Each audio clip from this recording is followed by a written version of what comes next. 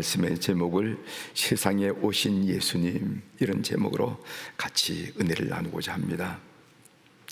우리가 오늘 또 성탄 캐롤을 불렀지만 성탄 캐롤 중에 노엘이란 말이 있죠. 노엘, 이런 노엘이라는 말이 있습니다. 여러분, 이 노엘이라는 말의 뜻이 무엇인지 아십니까? 노엘이란 말을 학자들의 견해에 따라서 몇 가지 주장이 있는 것을 보게 되는데, 여러분들에게 소개해드리면은, 첫 번째로 생일, 탄생을 의미하는 중세 라틴어 나타리스에서 파생된 말이다, 이렇게 얘기한 사람이 있어요. 두 번째로는 소식, 뉴스의 고은 노벨라에서 파생된 말이다, 이렇게 주장하는 분들도 있습니다. 세 번째로 영어의 Now all is well의 준말인 노엘에서 파생한 말이다, 이런 주장이 있습니다. Now all is well, 이 말의 뜻은 지금 모든 것이 좋습니다, 지금 모든 것이 좋습니다 하는 말인데, 그 말을 축어로 해서 노엘이라 이렇게 했다 하는 주장도 있어요. 인생에는 수많은 예상하지 못한 요소들이 있습니다. 장애물들이 있습니다.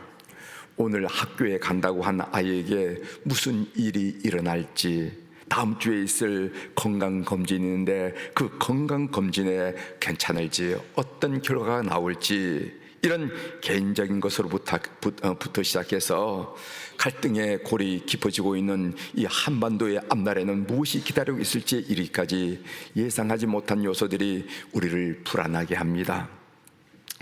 하나님을 떠난 아담이 처음으로 느꼈던 감정이 불안이었어요.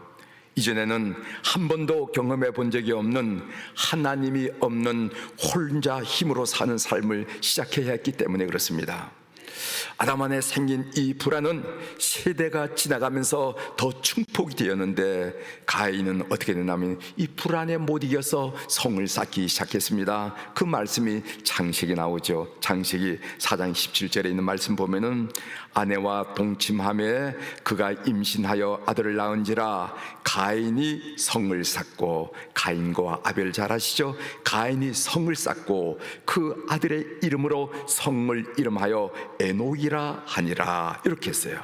아무도 들어오지 못하도록 높고 튼튼한 에녹 성을 쌓았다 하는 말씀이죠. 조금은 안심이 되었습니다. 그런데 문제가 생겼어요. 이번에는 혼자라는 애로움이 자신을 괴롭히기 시작했습니다. 성문을 열자니 두렵고 성문을 닫자니 애로운 것.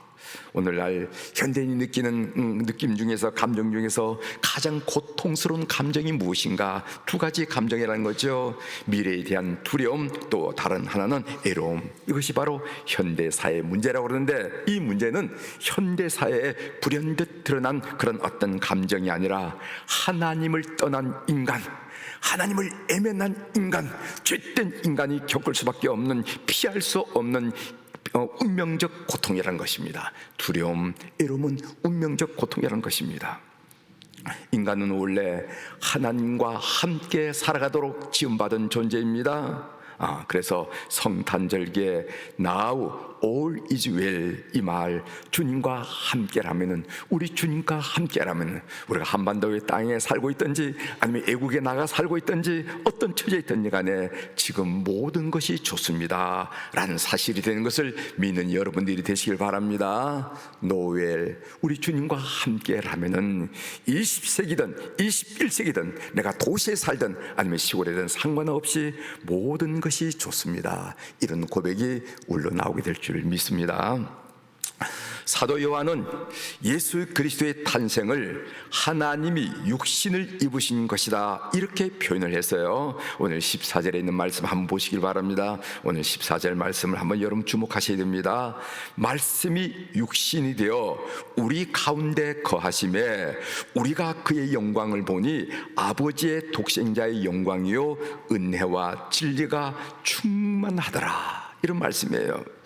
마치 폭탄이 터지는 것 같은 충격적이고 놀라운 말씀입니다. 말씀이 육신이 되어 우리 가운데 거하셨다. 여러분, 이 말씀이 어떻게 들리십니까? 저는 지난주에 말씀을 준비하면서 이 말씀 한마디에 깊이 묵상을 해봤는데 정말 놀라운 말씀이에요. 어떻게 그럴 수가 있을까? 어떻게 그럴 수가 있을까? 아니 도대체 왜 그랬을까? 라는 반응이 나온 것을 제가 느꼈습니다. 아무튼 여러분들께도 말씀이 육신이 되어 우리 가운데 거하셨다, 이런 말씀이 그런 반응과 그런 충격적인 그런 말씀이 되셔야 될 줄 믿습니다. 태초부터 계신 말씀 로고스가 인간의 몸을 입고 오셨다는 사건은 생각하면 생각할수록 충격적이고 놀라운 기적입니다. 신문 기사로 치면은요, 이 사건은 특정 중에 특정이란 말씀이죠. 이 사실이 저와 여러분을 매일 감격해 하는 특별한 은혜, 소식이 되기를 주의 이름으로 축원합니다. 14절은 우리가 읽을 때는 한 문장이었지만 이 문장은 4개의 문장으로 연결되었다 하는 것을 알 수가 있어요. 이 문장들의 신학적인 의미를 먼저 살펴보도록 하겠습니다. 여기 먼저 나오는 문장이 말씀이 육신이 되어라는 이런 말씀입니다. 이 말씀이 육신이 된다 하는 말씀은 예수 그리스도는 육신이 되기 전에 이미 존재하고 계셨다 하는 의미를 내포하고 있어요. 말씀이 육신이 되었다 하면 육신이 되기 이전에는 이미 존재하셨다 하는 말씀이죠. 이것을 예수 그리스도의 선제성이라고 이렇게 말한다는 거죠. 또한 유대인들이 믿었던 하나님은 인간과는 완전히 구별된 거룩한 존재였습니다. 얼마나 거룩했다면 유대인들은 그 이름조차 함부로 부를 수 없을 정도로 거룩한 분이었습니다. 그분은 부정한 인간과 함께 거할 수 없는 존재였습니다. 그런데 바로 그 거룩한 하나님이 인간이 되셨다라는 것은 상상할 수 없는 말씀이라는 거지요. 오늘 사도 요한의 표현을 보십시오. 사도 요한은 그냥 사람이라든가 영이라든가 영혼이라는 말, 그런 말도 분명히 있었음에도 불구하고 그런 말 대신에 어떤 말을 썼냐면 육신이 되셨다, 육신이란 말을 쓰셨습니다. 더 확실하고 분명하게 육신이라 하는 말을 쓰셨다는 거죠. 영어로는 flesh라 하는 말이죠. 하나님이 실제로 살과 피를 가진 사람이 되신 것입니다. 우리는 이것을 성육신이라 인카네이션이라 이렇게 이야기하겠죠. 말씀이 육신이 된다 하는 말씀은요, 정말 묵상하면 묵상할수록, 생각하면 생각할수록, 여러분들이 성탄절이 들어서 흔히 하는 이야기냐고 귀뚱으로 넘겨서 그렇지만은 여러분 이 말씀을 마음속에 받아서 깊이 묵상할수록 이건 놀라운 일이에요. 하나님이 살과 피를 입은 육신이 되었다니 이건 놀라운 일이 아니겠습니까? 두 번째 문장은 우리 가운데 거하심에라는 말씀이 있습니다. 여기서 거한다라는 이 헬라 동사 스케노우라 하는 동사인데, 이 동사는 성막을 뜻하는 스케네라는 명사에서 왔습니다. 여러분 성막 잘 아시죠? 출애굽 때 성막은 이스라엘 백성들이 하나님을 만나는 장소였습니다. 성막. 그 모든 진중앙에 성막이 있었는데 그 성막은 어떤 장소냐면은 하나님을 만나는 장소. 그래서 성막 위에 때로는 구름 기둥, 때로는 불 기둥이 있어서 하나님의 임재를 상징했다는 거 여러분 잘 아시죠? 따라서 우리 가운데 거하심에라는 말씀은 예수 그리스도는 우리가 하나님을 만나는 성전이 되신다라는 의미를 내포하고 있어요. 세 번째 문장은 우리가 그의 영광을 보니 아버지의 독생자의 영광이요 라는 말씀이 있습니다. 요한은 우리가 그의 영광을 보았다 이렇게 묘사했습니다. 여러분 영광이란 말에 히브리어는 쉐키나, 여러분 많이 들어보시죠? 쉐키나라는 말인데 이것은 보통 인간에게 사용하거나 어떤 특별한 장소에 사용하는 말이 아니라 꼭 하나님께만 사용했던 말이 쉐키나라 하는 말입니다. 이 단어를 예수님께 사용했다라는 말은 무엇을 의미하는가 하면은 예수님이 바로 그 영광, 그 하나님이라 하는 뜻이라는 거지요. 교회란 존재는 어떤 존재인가? 하나님의 교회는 이 세상의 영광이 아니라 하나님의 영광을 늘 보고 있는 존재, 그리고 그 영광을 이 세상에 드러내는 존재, 이것이 바로 교회라 하는 것을 우리가 이해할 수가 있습니다. 마지막 문장이 은혜와 진리가 충만하더라 하는 말씀이죠. 여기서 진리란 말은 하나님께 이끄는 진리란 말입니다.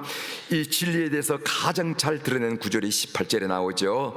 본래 하나님을 본 사람이 없으되 아버지 품속에 있는 독생하신 하나님이 나타내셨느니라. 이것을 우리가 뭐라고 말하냐면 특별 계시라 이렇게 얘기하죠. 여러분, 신학에서 오늘 이 자연에서 자연을 잘 보면은 하나님이 어떤 존재인지 알 수가 있어요. 그래서 이 자연을 일반 계시라 이렇게 얘기합니다. 태양이 솟아오르고 계절이 바뀌고 또 생명체가 일어나고 작은 개미 같은 것이 움직이고, 그리고 이 천상의 모든 것이 인력의 법칙에 의해서 잘 조화롭게 운행되는 거 보면은 여기서 하나님의 그 성격, 하나님의 능력, 이것을 우리가 인지한다는 거죠. 이것을 보고 뭐라고 말하냐면은 일반 계시라고 그러는데, 그런데 하나님께서 나는 이런 존재야 라고 드러낸 것을 보고 특별 계시라는데, 그 특별 계시가 바로 예수 그리스도라는 것입니다.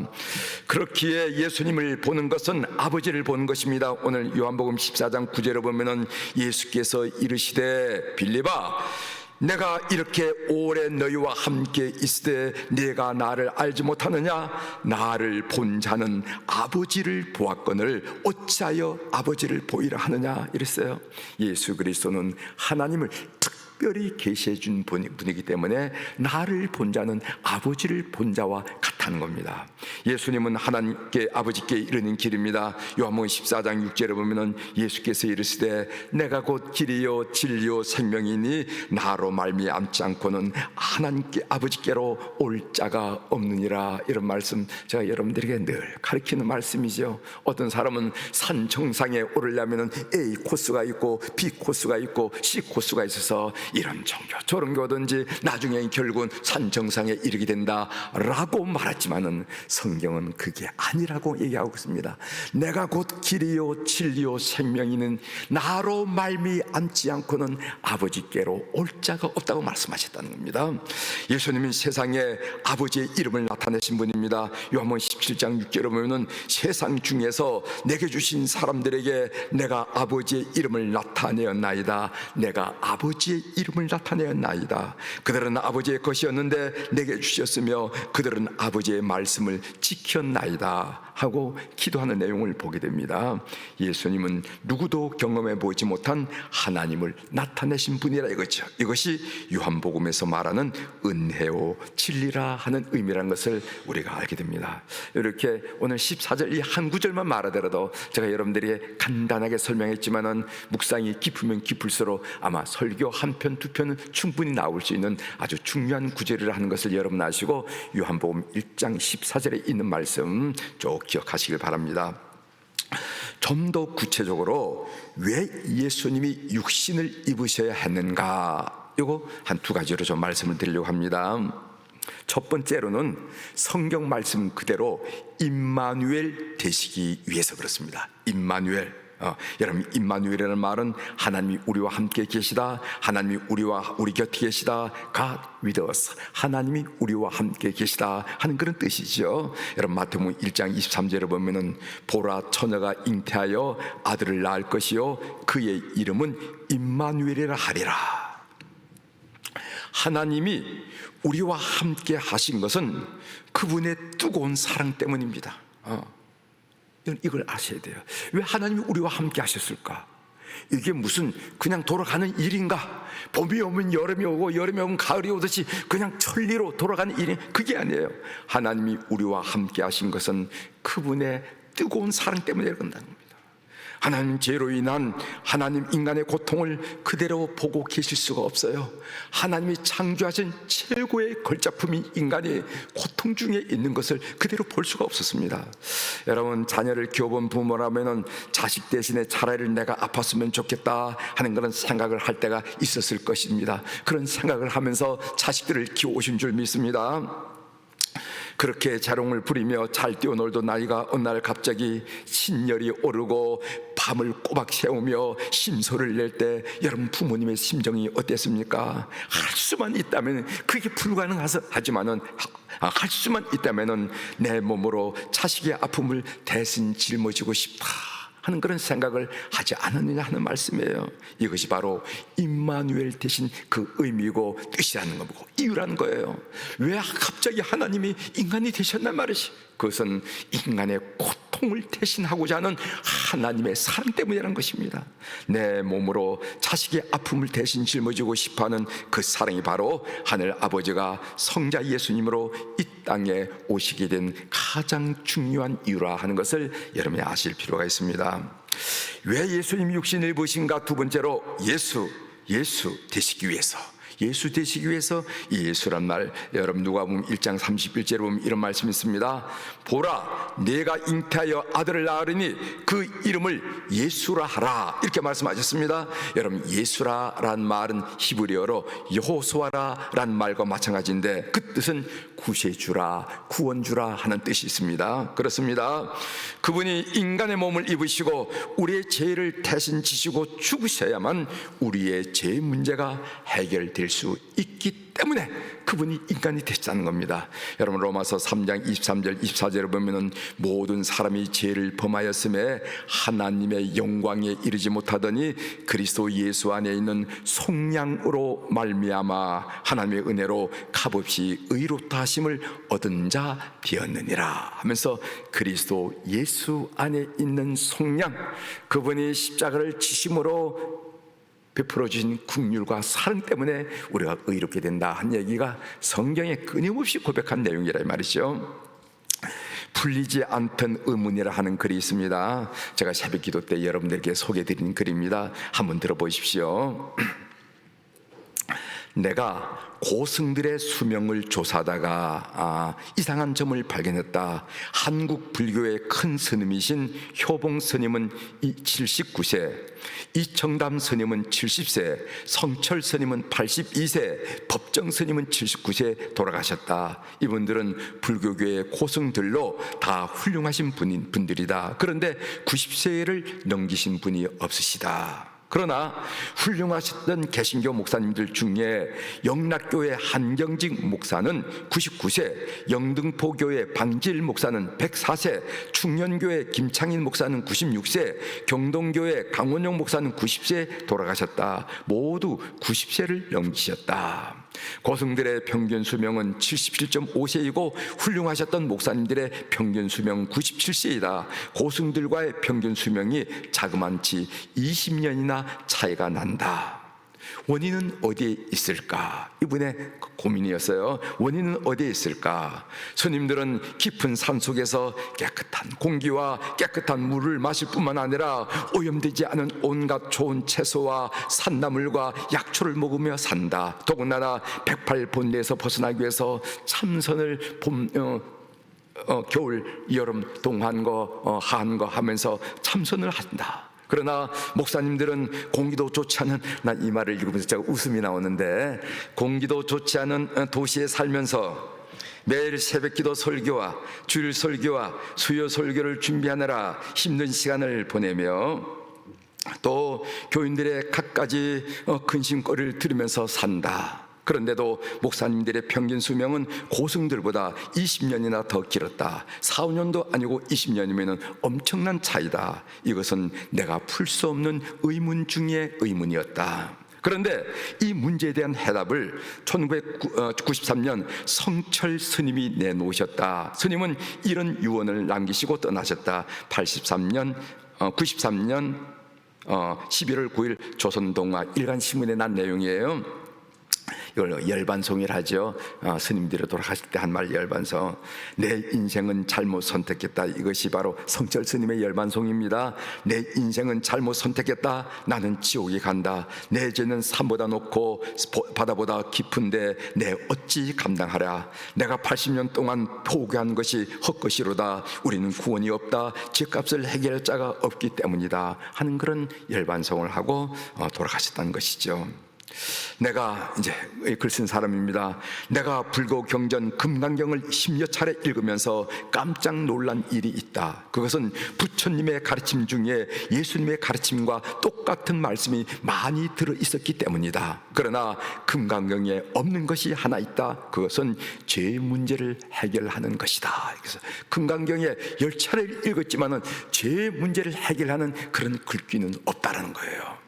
내 죄는 산보다 높고 바다보다 깊은데 내 어찌 감당하랴. 우리는 구원이 없다. 죄값을 해결할 자가 없기 때문이다. 성철 스님이 죄의 문제를 정확히 짚은 것이다.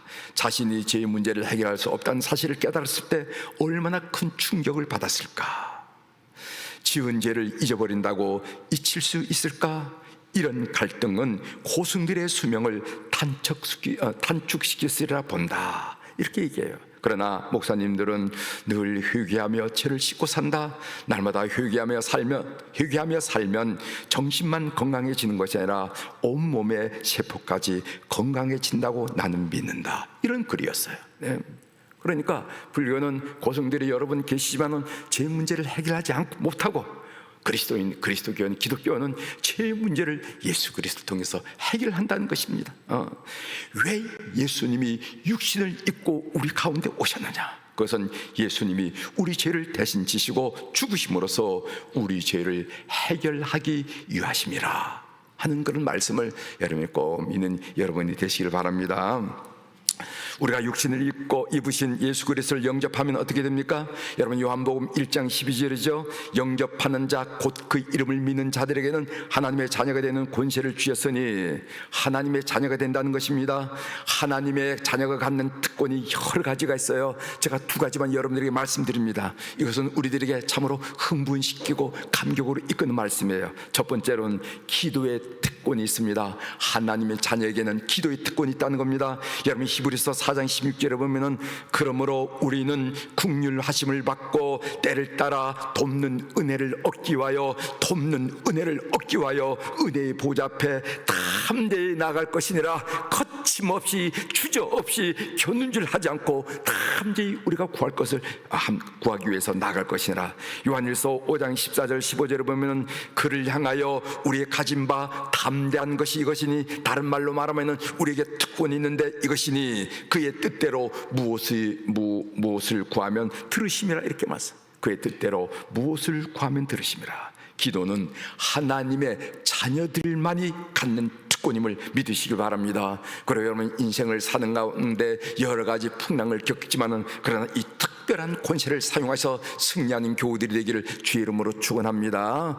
하나님의 자녀가 갖는 특별한 권세, 첫 번째는 기도의 특권이 있다는 것 꼭 기억하십시오. 두 번째로는 천국의 상속권이 있습니다. 자녀가 된다는 것은 상속권을 가진다는 것이죠. 그렇죠? 자녀가 된다는 것은 상속권을 가진다는 겁니다. 요한 1서 2장 25절에 보면은 그가 우리에게 약속하신 것은 이것이니 곧 영원한 생명이니라. 영원한 생명을 상속받는다는 것입니다. 베드로전서 1장 9절에 보면은 믿음의 결국 곧 영원의 구원을 받음이라. 이 말씀하셨어요. 우리가 신앙생활하는 것이 무엇입니까? 제가 늘 말씀드리지만은요, 예수 안 믿어도 공부를 잘할 수가 있습니다. 예수 안 믿어도 여러분 부자가 될 수가 있습니다. 예수 안 믿어도 주세가 될 수 있습니다. 그러나 예수 안 믿으면은 구원은 못 받는다는 겁니다. 구원 받으려면 예수 믿어요. 그래서 베드로전서 1장 9절을 믿음의 결국 꼭 영혼의 구원을 받음이라. 우리는 원래 죄의 종이었습니다. 여러분 종이랑 상수자가 아닙니다. 집안에 아무리 부자라 하더라도 종은 상속해 주는 것은 없어요. 종에겐 상속권이 없습니다. 그러나 아무리 작은 아이라 하더라도 그가 그 집의 자식이면 상속을 받을 고난이 있다는 거 여러분 아시지 않습니까? 우리는 천국을 상속받는 하나님의 자녀라 하는 것을 여러분 꼭 기억하시길 바랍니다. 이렇게 본문 내용을 정리하면서 제가 말씀 묵상으로 그 성육시란 단어를 묵상하던 중에 최근 번역 출간된 성육신적 교회라 하는 그런 책을 만났습니다. 성육신적 교회. 이 책의 저자인 호주 몰링 신학교 부총장 마이클 프로스트가 이 성육신의 정신을 강조하기 위해서 그 반대의 개념인 탈육신이라 하는 말을 사용했더라고요. 우리가 성육신을 영어로 인카네이션이라 한다고 하면 탈육신은 뭐냐면 엑스카네이션, 이것을 의학 용어인데 이것은 탈육신이라는 말은 근육을 제거하다, 군더더기를 제거하다, 군더더기 살을 제거하다, 이때 엑스카네이션이라는 말을 사용한다는 거예요. 여러분, 이 성육신과 탈육신, 그러면서 그는 이 탈육신을 이 사회현상으로 표현하는데, 사람들이 스마트폰, 인터넷에 중독된 나머지 공동체로부터 유리되고 있다는 겁니다. 이런 사회현상을 지금 우리가 맛보고 있다는 거예요. 여러분, 지하철 한번 타보십시오. 100이면 100세 거의 90% 이상이 핸드폰 보고 있어요. 스마트폰 보고 있어요. 그러니까 옆에 누가 앉아있는지 신경 안 쓰고 앞에 누가 서 있는지 신경 안 쓴다 이 말이죠. 이런 현상들을 보고, 이런 바로 이 사회 공동체와 유리된 행상을 보고 탈육신이라 이른다는 얘기입니다. 사람들은 얼굴과 얼굴을 마주 보기보다는 인터넷을 통해서 피상적인 세계를 유랑하고 있는 현상을 그 학자는 탈육신이라 이렇게 묘사를 했습니다. 사람들이 점차 세상과 사람을 잃어간다는 이야기죠. 한 가정도 이제 독립된 가정이 되면서 혼자 살면서 사람들을 점점 만나지 않고, 이렇게 하다 보면 탈육신 현상이 일어난다는 거죠. 이것은 우리 신앙생활과도 무관하지 않다는 겁니다. 성도들이 세상의 고통에, 이웃의 아픔에 무감각해질 때 그것을 탈육신 현상이라 이렇게 신앙적으로 표현할 수 있을 것입니다. 김기성 목사는 그의 칼럼에서 이름을 알 수 없는 트라우마 악에 대한 이야기를 적었어요. 가자 지구에서 벌어지고 있는 이스라엘과 하마스 전쟁이 끝이 없습니다. 끝이 보이지 않아요. 어느 병원에 한 아기가 실려왔습니다. 폭격으로 부모를 잃은 아기는 가까스로 살아남았습니다. 아기는 두려움으로 울음을 그치지 않아요. 트라우마죠. 의사들은 이름조차 알 수 없는 아기의 몸에 이름을 알 수 없는 트라우마 아기라 이렇게 적어 놓았습니다. 이름을 알 수가 없죠. 부모님들이 다 죽었으니까 이름을 알 수가 없잖아요. 그런데 이 아이는 그 폭격에 너무 놀라가지고 그 어린아이가 계속 울고만 있으니까 트라우마 현상이 나타나는, 그래서 이름을 뭐라고 말하나, 이름을 알 수 없는 트라우마 아기라 이렇게 적어놨다는 것입니다. 불과 얼마 전까지만 해도 부드럽고 다정한 음성으로 이름을 부르며 호명되었을 아기가 이름을 알 수 없는 존재가 되고 말았다는 것입니다.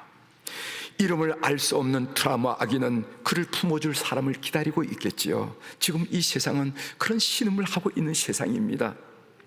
우리 교회는 이번 성탄절에 총남선교회 주관으로 성탄절 아기 예수의 사랑을 해솔 지급사관학교 탈북 청년들에게 전해주세요 라는 그런 후원 캠페인을 한 3주간 열었습니다. 우리 교우들의 따뜻한 마음들이 모아졌는데 총액이 얼마나 하면은 1,202만 원입니다. 오늘 2부 예배 때 전달식을 할 거예요. 여러분, 적은 금액이 아니라고 생각합니다. 3주 동안 우리가 모금을 했는데 탈북 청년들을 품어주신 우리 교우들께 정말 진심으로 감사한 마음이 생기더라고요. 감사하다는 말씀을 여러분들에게 드립니다. 여러분, 이 성탄절 우리 아기 예수님이 이 땅에 인카네이션 된 것처럼 여러분들도 인카네이션 될 필요 없어요. 오늘 여러분 성탄절 즈음에서 한번 가정을 살펴보시고 여러분 그 집안을 한번 살펴보세요. 그 조카가 어렵다는데 요즘 어떻게 살까 전화하시고 요즘 어떻냐고, 살만하느냐고 물어보시고 여러분 또 학교 동창들 중에서 어려운 사람이 있다 그러는데 한번 병으로 어려운 한번 물어보시고, 이렇게 해서 여러분들이 이 기간 동안에 정말 인카네이션 하는 우리 교우들이 되길 바랍니다. 그래서 그 사람이 어렵다면은 여러분 호주머니에 있는 돈, 작은 돈이지만 함께 연락하면서 이렇게 한다면은 바로 성탄을 정말 진정으로 맞이하는 우리 교우들이 되지 않을까 이렇게 믿습니다. 말씀이 육신되어 우리 가운데 가심해 예수님은 사람들 가운데 오셨고 고난당하셨고 죽으셨고 부활했듯이 우리 교회는 세상 속으로 들어가는 성육신의 길을 선택해야 될 줄 믿습니다. 성도들은 탈육식이 아니라 신음하는 세상을 위해서 성육식하는 그런 선한 결심이 우리에게 있기를 주의 이름으로 축원합니다. 기도하시겠습니다.